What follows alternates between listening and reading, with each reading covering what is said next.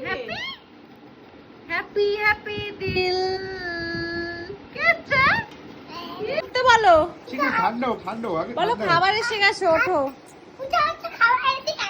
ইয়ে বালিশ বাবা সাইড করে দিচ্ছে কি মজা কি মজা ওয়াও এই ঠান্ডা ঠান্ডা ওয়েদারে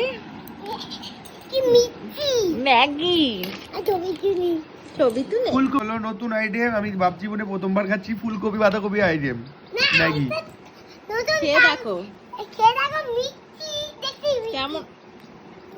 ভালো গেছে ভালো শুধু ভালো